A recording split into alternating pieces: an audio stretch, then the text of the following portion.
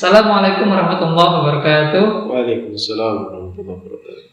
Pemirsa Dakwah Kalteng, pertama-tama mari kita panjatkan puji syukur kepada Allah Subhanahu wa taala yang mana pada kesempatan kali ini Allah masih memberikan kita kenikmatan yang luar biasa, yaitu kenikmatan iman dan Islam, sehingga kita dapat berjumpa kembali dalam acara Ngobrol Santai, yang mana kita membahas tema-tema yang sedang hangat, tema-tema yang sedang panas, dan kita akan mendiskusikannya, bagaimana solusinya dan juga bagaimana seharusnya sudut pandang dalam pandangan Islam.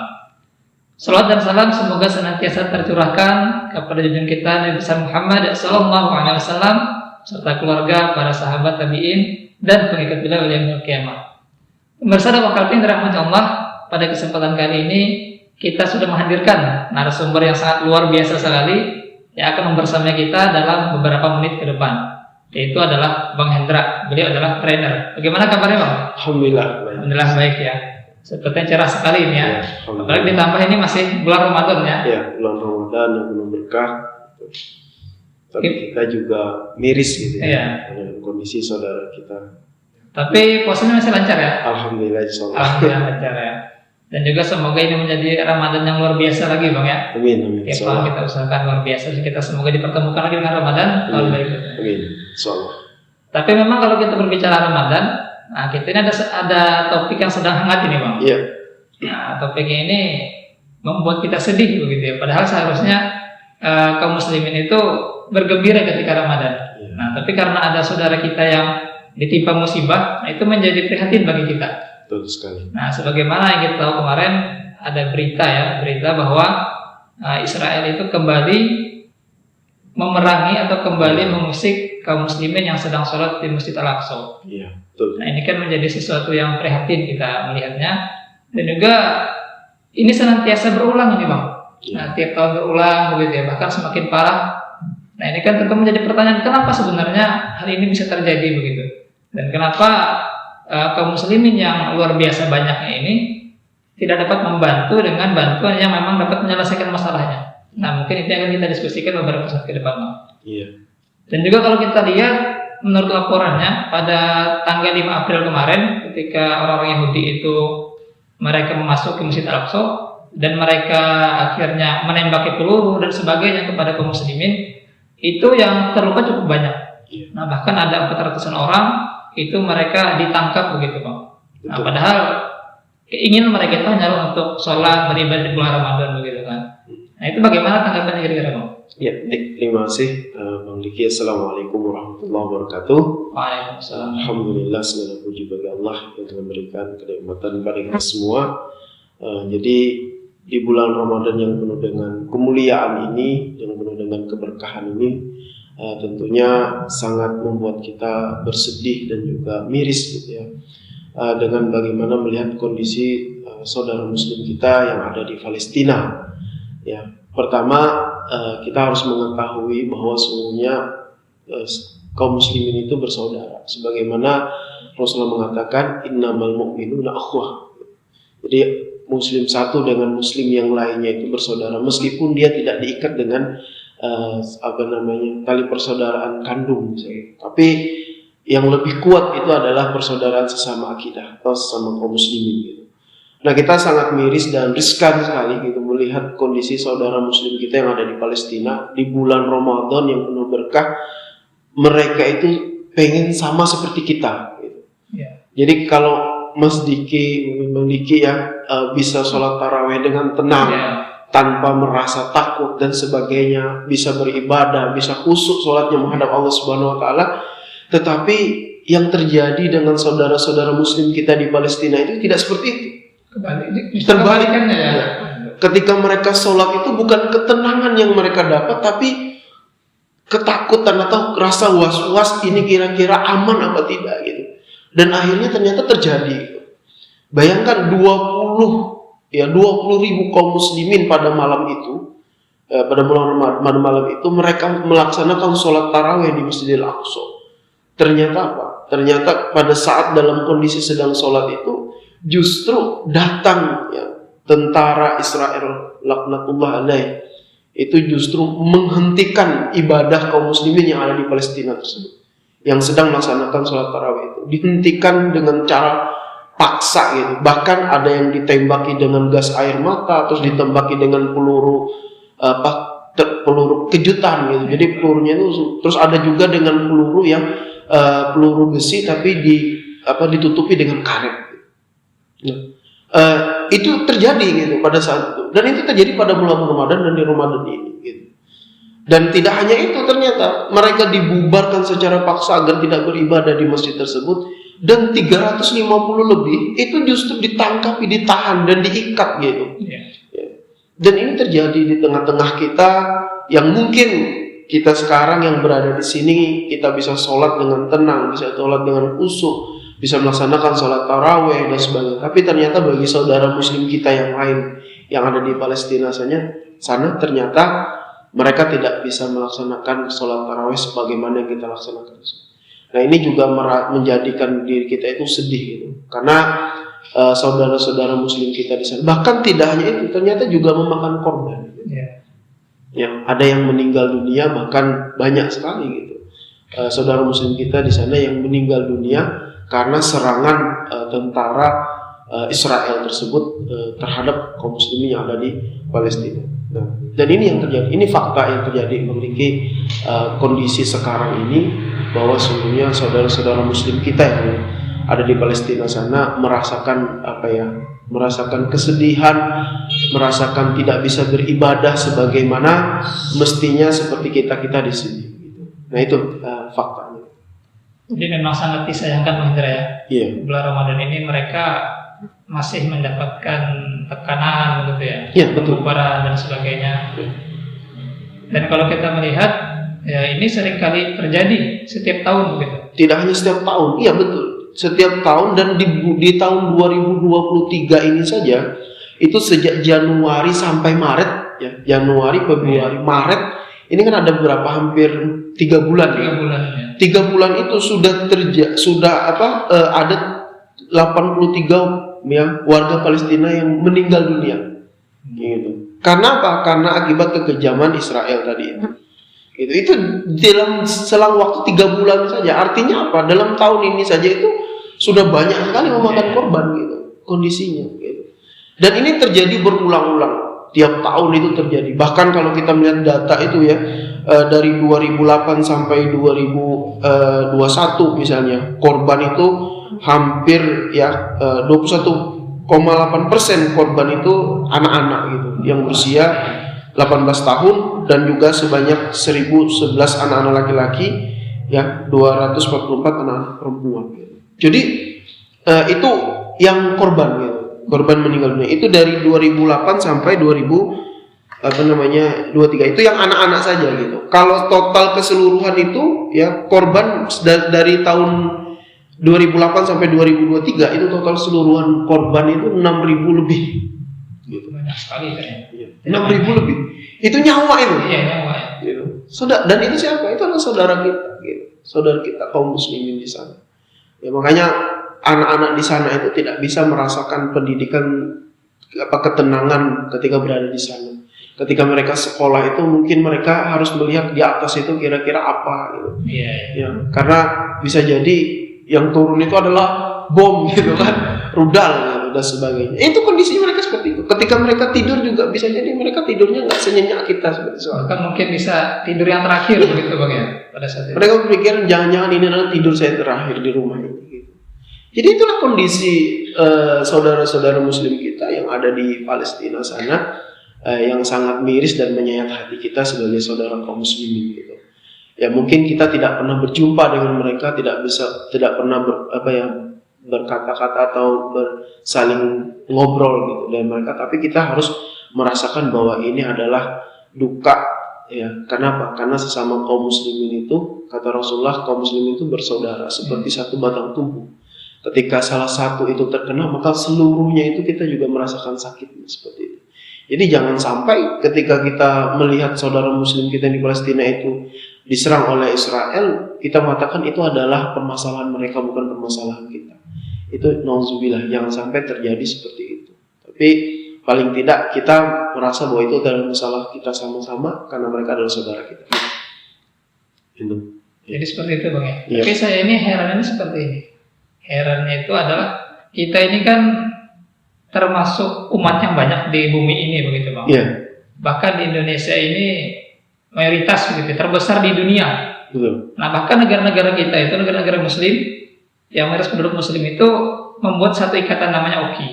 Nah, itu kan adalah sesuatu sudah terjalin hubungan sebenarnya antara negara-negara Muslim gitu. Bahkan berjumlah 57 negara. Nah, kenapa sampai sekarang negara-negara yang tergabung dalam OKI itu tidak dapat membantu, dan juga apa sih reaksi mereka melihat permasalahan ini begitu? Iya. Jadi betul sekali ya, bahwa sebenarnya permasalahan Palestina ini sebenarnya harus dicari solusinya apa. Ada beberapa mungkin harapan-harapan kaum muslimin gitu terhadap permasalahan Palestina ini bisa diselesaikan. Ya salah satunya melalui OKI misalnya. Yeah. Tapi ternyata sepanjang sejarah ketika dari awal OKI itu dibentuk sampai sekarang itu ternyata tidak bisa memberikan solusi untuk menghentikan agresi militer Israel terhadap Palestina. Gitu. Kenapa? Ya kalau dari seruan sudah banyak gitu. Mungkin ada statement-statement retorika minus gitu yang dikeluarkan oleh OKI terhadap agresi militer yang dilakukan oleh Israel terhadap Palestina. Tapi itu hanya sekedar statement saja, tapi tidak ada tindakan nyatanya gitu. Ya hanya sekedar mengecam saja, mengutuk saja gitu. Apa yang terjadi yang dilakukan itu. Tapi tidak ada aktivitas atau kegiatan yang nyata, tindakan yang nyata untuk mengusir Israel itu terhadap Palestina. Gitu. Seharusnya Israel itu bukan lagi dikecam, bukan lagi dikutuk. Gitu. Karena apa? Karena dia tidak bisa lagi namanya Israel ini tidak mengerti bahasa kecaman dan kutukan. Gitu. Iya betul. Yeah. Resolusi PBB itu sudah banyak sekali keluar. Gitu. Untuk apa? Untuk menghentikan agar Israel itu menghentikan agresinya terhadap Palestina, pencopotan terhadap wilayah-wilayah Palestina itu dihentikan karena sudah terlalu banyak korban yang jatuh, yang meninggal dunia. Tapi apa yang terjadi? Puluhan gitu, bahkan mungkin ratusan gitu ya. Resolusi yang dikeluarkan oleh PBB ataupun OKI tadi itu ternyata tidak bisa menghentikan persoalan itu, justru malah tambah parah gitu. Israel itu justru tambah brutal. Bahkan dia tadi di bulan Ramadan yang sekarang ini, itu orang yang lagi sholat di Masjid Palestina itu 20.000 kaum muslimin. Gitu. Itu dihentikan secara paksa, ya ditembaki dengan gas asap, terus juga dengan peluru kejutan gitu. Terus juga ada peluru besi yang diselimuti karet gitu. Itu ditembaki dengan seperti itu, brutal. Dihentikan dengan paksa gitu, orang ibadah. Gitu. Ini adalah bentuk kekejaman. Justru kalau secara HAM itu sudah pelanggaran HAM yang begitu berat gitu. Tapi tidak ada bisa, HAM juga tidak berdaya. Resolusi PBB juga tidak didengar gitu. Seruan-seruan OKI seperti misalnya orang yang tergabung dalam OKI, misalnya Presiden Turki misalnya, Erdogan mengatakan apa yang dilakukan Israel terhadap Palestina di Masjidil Aqsa itu adalah garis merah katanya terhadap kita. Artinya sesuatu yang sangat penting gitu kan. Tetapi itu hanya sekedar ucapan. Justru malah sebaliknya aktivitas mereka itu membuat malah ingin berdekatan dengan Israel, baik-baikan gitu. Begitu juga mungkin negeri-negeri kaum muslimin yang lain, pemimpin-pemimpin. Mereka mengecam, mengutuk gitu. Tapi aktivitasnya itu tidak sesuai dengan apa yang diomongkan gitu, diucapkan. Harusnya kalau ada kecaman, ada kutukan gitu terhadap agresi militer yang dilakukan oleh Israel terhadap Palestina, ketika dia seorang pemimpin, ketika dia sudah mengecam, dia harus mencari apa yang harus dilakukan lagi gitu. Ya. Maka sudah nyata gitu. Inilah kondisi. Jadi tidak bisa berharap dengan OKI, tidak bisa lagi berharap dengan PBB, dengan HAM, semuanya itu tidak akan pernah didengarkan oleh Israel. Karena Israel ini tidak mengerti lagi bahasa kecaman, bahasa kutukan, bahasa apapun itu tidak mengenal. Yang jelas mereka hanya menginginkan apa yang mereka inginkan, yaitu untuk mengambil alih Palestina itu, mencaplok wilayah Palestina itu, untuk negara mereka, itulah tujuan mereka gitu. Ya saya kira kalau sekelas PBB saja nggak dihiraukan, terus organisasi apa yang bisa menghentikan mereka gitu zaman sekarang? Tidak ada lagi. Mau menggunakan organisasi apa gitu. Oki juga tidak bisa, Iya. PBB juga tidak bisa. Karena dari sejarah faktanya itu sudah dari awal gitu, resolusi itu banyak sekali keluar, tapi ternyata tidak ada hasil. Nah kalau kita lihat sebenarnya permasalahan inti Palestina ini apa sih Bang gitu ya? Apakah permasalahan perdagangan gitu ya? Permasalahan negosiasi, diplomasi, Iya. atau permasalahan militer, atau permasalahan kemanusiaan tadi ini itu kan harus kita kerucutkan dulu nih masalahnya apa gitu kan, baru kita bisa bertindak sesuai dengan masalah tadi kan untuk memberikan solusi begitu. Nah kalau kita masalahnya saja tidak jelas sampai sekarang begitu kan, nah apa yang kita lakukan itu bisa menjadi tidak berdampak besar begitu terhadap ya pembebasan Palestina misalnya. Iya. Jadi kalau kita melihat permasalahan antara Israel dan Palestina ini adalah permasalahan agama. Gitu. Ya. Kenapa? Ya karena yang diserang itu adalah kaum muslimin. Gitu. Ya, kita bisa meyakini mungkin kenapa Israel itu pengen mengambil wilayah itu karena dia dorongannya adalah dorongan agama mereka itu Yahudi sendiri gitu. Jadi spirit mereka itu adalah spirit dorongan agama gitu. Nah, karena yang diserang itu adalah kaum muslimin, maka kita sebagai kaum muslimin itu memandang ini bukan lagi persoalan politik, bukan lagi persoalan ekonomi, bukan lagi persoalan lain, tapi ini adalah masalah agama. Sehingga kita sebagai kaum muslimin juga harus ikut karena ini adalah agama kita dan ini menjadi permasalahan, ya maka kita harus menyelesaikan itu gitu, harus berusaha gitu, membantu gitu. Kenapa kita katakan ini adalah masalah agama? Yang pertama ada dua alasannya gitu. Yang pertama itu adalah tanah Palestina ini adalah tanah Khuriziyah. Apa itu Bang? Ya, tanah Khuriziyah itu adalah tanah yang dibebaskan oleh kaum muslimin ya. Dan sehingga diterapkan aturan-aturan kaum muslimin di situ sehingga itu menjadi wilayah kaum muslimin gitu. Nah, siapa yang membebaskannya? Ya, kita bisa melihat pertama kali dibebaskan itu adalah Sayyidina Umar bin Khattab gitu.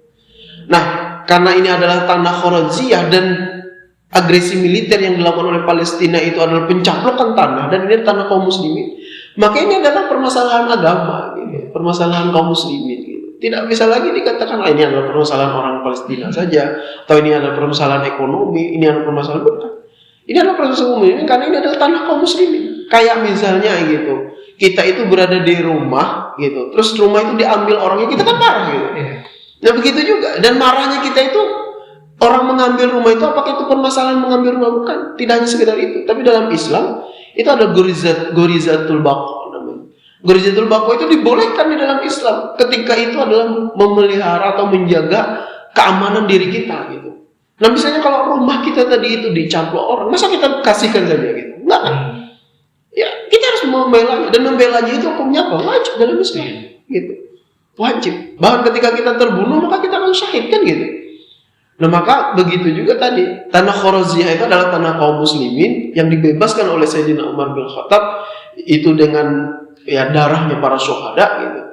Maka haram hukumnya itu justru menyerahkan tanah itu kepada orang-orang kafir seperti Israel. Tapi sekarang itu mereka itu kan mencaplok. Kalau kita melihat dari petanya itu peta pertama kali Palestina 1948 itu kita lihat bagaimana wilayah Palestina itu kan luas sekali. Ya, tapi sekarang itu kalau kita melihat sampai tahun 2023 itu sangat kecil sekali sekarang sisanya. Bahkan kalau di Google Map kan nggak ada lagi.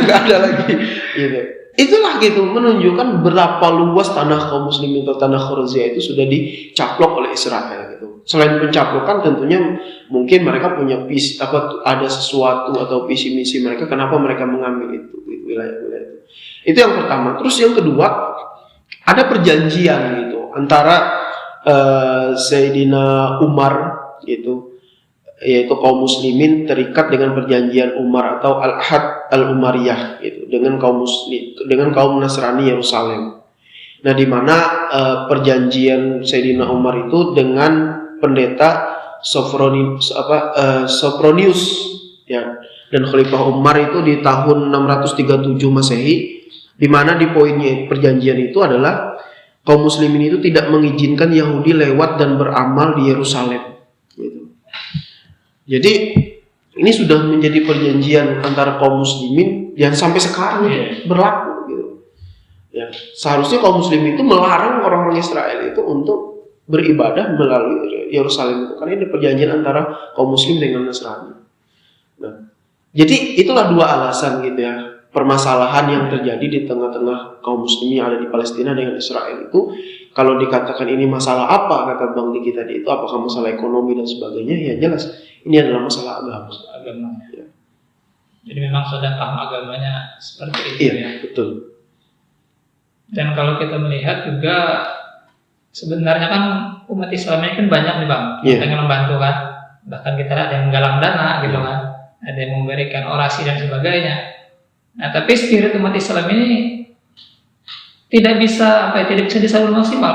Karena apa? Karena negara itu tidak dapat membantu untuk membebaskan Palestina. Misalnya sekonyong-konyong kirim militer itu nggak bisa. Yang terjadi sekarang ini ada aturan yang berlaku begitu. Terikat begitu. Itu kira-kira kenapa gitu? Kenapa kita ini sebagai negeri yang banyak mayoritas muslimnya kok nggak bisa membantu Palestina begitu? Padahal kan militer banyak gitu, pasukan banyak gitu. Bahkan mungkin kalau digabungkan negeri kaum muslim itu bisa menjadi pasukan terbesar di dunia begitu. Nah, kenapa masing-masing negeri ini tidak dapat membantu Palestina begitu? Apa yang membuat mereka ini tertahan gitu?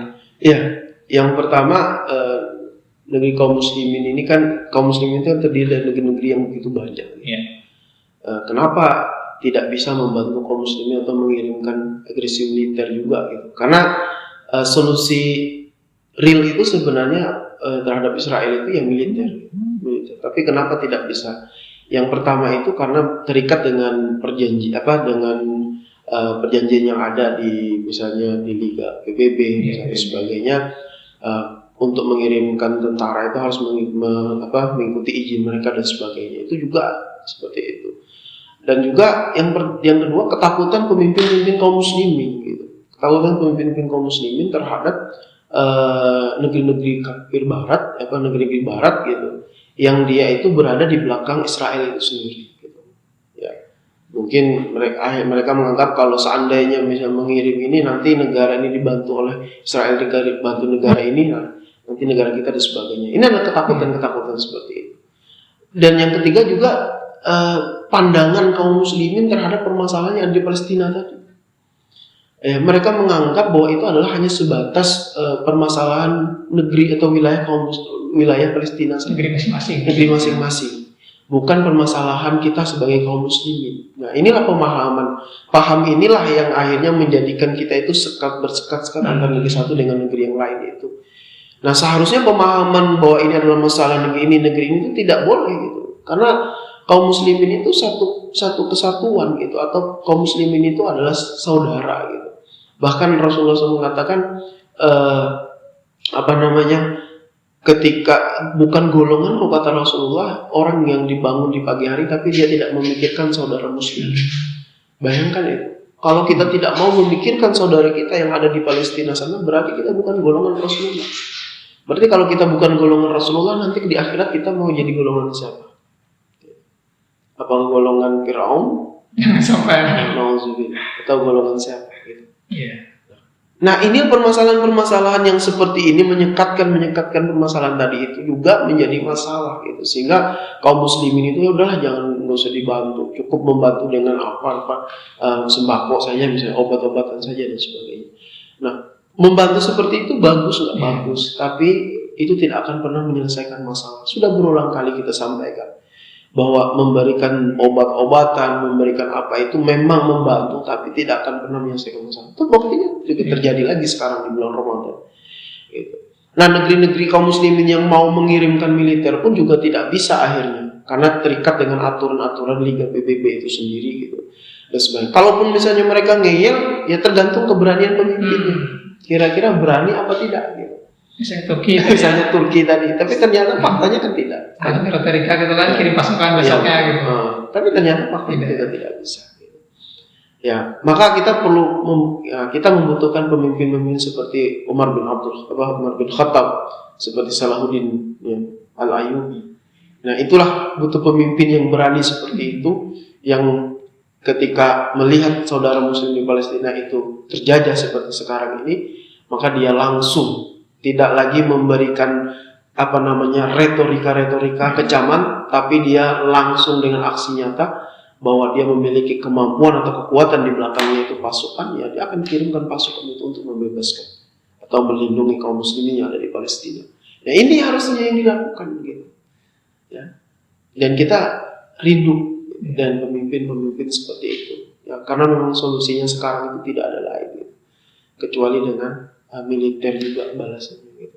Dan militer kita kaum muslimin ini kalau bergabung jadi satu kesatuan itu Masya Allah kekuatannya luar biasa, bahkan akan menjadi militer yang ditakuti di dunia gitu.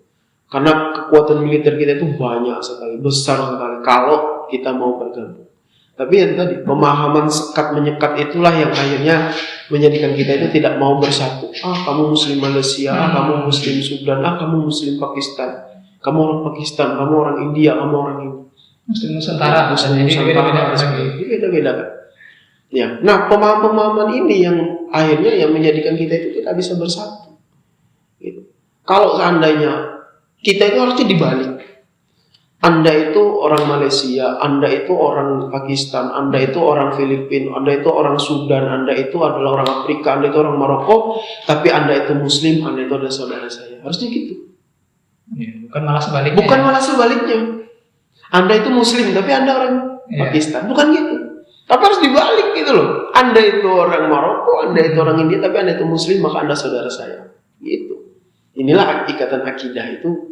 Ikatan yang mengikat seluruh kaum muslimin, tidak akan memandang teritorial atau wilayah sekat-sekat atau suku dan apapun, tapi yang jelas ketika dia muslim maka dia adalah saudara. Gitu. Hilang semua sekat-sekat itu dengan Islam. Gitu. Nah, ketika itu terjadi maka insya Allah gitu, permasalahan Palestina itu akan terselesaikan. Ya, tapi masalahnya sekarang kaum muslim itu mau apa tidak bersatu gitu, dengan satu kesatuan seperti itu. Dan apakah ada pemimpin yang berani untuk melakukan itu? Gitu. Nah, kalau ada pemimpin yang berani, nah itu adalah pemimpin yang luar biasa. Jadi memang kesatuan kaum muslimin itu sangat diperlukan sekarang. Iya betul. Sangat diperlukan sekali. Nah kemudian kalau kita berbicara militer tadi kan kita kan harus membebaskan militer begitu. Iya. Nah dalam Islam itu militernya seperti apa kan begitu? Gambarnya seperti apa militer ini? Dan apa yang kita lakukan begitu untuk mewujudkan hal tersebut? Iya. Nah jadi kalau kita berkait masalah militer gitu, jadi kaum muslimin itu sudah ada gambaran sejak zaman dulu. Ya militer yang misalnya militer yang terkuat itu pada masa Turki Utsmani, Khilafahan Turki Utsmani misalnya. Itu adalah militer yang ditakuti, disegani dan ditakuti oleh dunia. Gitu. Nah militer yang diinginkan itu adalah militer yang seperti itu, di mana ada salah satu pemimpin yang memimpinnya itu adalah seorang khalifah atau pemimpin gitu ya, kaum muslimin, yang dia di belakangnya itu ada pasukan militernya yang siap untuk berjihad ketika diperintahkan oleh khalifah gitu. Nah ini militer yang diinginkan itu seperti itu gitu. Sehingga militer inilah yang nantinya akan dikirimkan ke Israel untuk ke Palestina gitu, untuk melindungi kaum muslimin yang di sana, bahkan mengusir Palestina dari wilayah mengusir Israel maksudnya dari wilayah Palestina. Ya yang sekarang itu dicaplok, ya Palestina itu semakin sempit kan.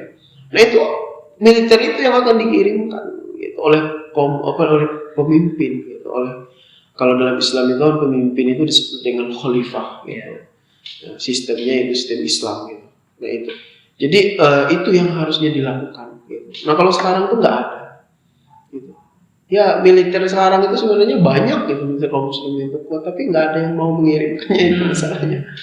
Padahal mungkin bisa jadi mereka para militer itu sebenarnya rindu gitu, untuk berangkat ke sana itu bahkan rindu gitu. Ya karena mereka itu memang sudah yang namanya militer itu kan dilatih memang untuk tempur gitu. Tapi kalau di rumah saja nggak tempur-tempur kan mereka itu justru malah apa yang dilakukan gitu. Akhirnya rutinitasnya bingung gitu. Ya harusnya dilakukan ini gitu, dikirimkan gitu. Dan banyak itu militer yang siap, bahkan tidak hanya militer gitu. Kaum muslimin yang rindu akan jihad fisabilillah, rindu akan menjadi syuhada, ya mereka akan siap mengorbankan diri mereka untuk pergi membantu saudara muslim mereka di Palestina. Tapi masalahnya kan sekarang nggak bisa, nggak boleh, nggak ada, karena nggak bisa berangkat, dilarang oleh negara. Nah, itu masalah. Mungkin itu. Oke pemirsa dan wafakan dirahmati Allah, demikianlah diskusi kita ngobrol santai bersama Bang Hendra terkait dengan permasalahan Israel. dan juga Palestina. Dan dapat kita simpulkan di sini bahwa permasalahan ini senantiasa terulang, dan ternyata memang masalah utamanya adalah masalah agama tadi, bahkan harus dibebaskan dari militer. Nah, lantas militer seperti apa? Nah, ternyata militer dalam Islam yang dipimpin oleh khalifah gitu. Itulah nanti militer yang akan membebaskan kaum muslimin dari berbagai penjajahan. Oke pemirsa Dakwah Kaldang, demikianlah yang bisa kita bahas pada kesempatan kali ini. Semoga kita dapat berjumpa lagi di kesempatan berikutnya. Mari bersama-sama kita akhirnya membaca hamdalah alhamdulillah. Oke, untuk mendukung Dakwah Kaldang ini, harapannya pemirsa dapat memberikan like, komen, dan juga subscribe. Semoga channel ini berkembang dan juga ini menjadi amal jariah bagi kita semua. Demikian dari saya. Wassalamualaikum warahmatullahi wabarakatuh. Waalaikumsalam.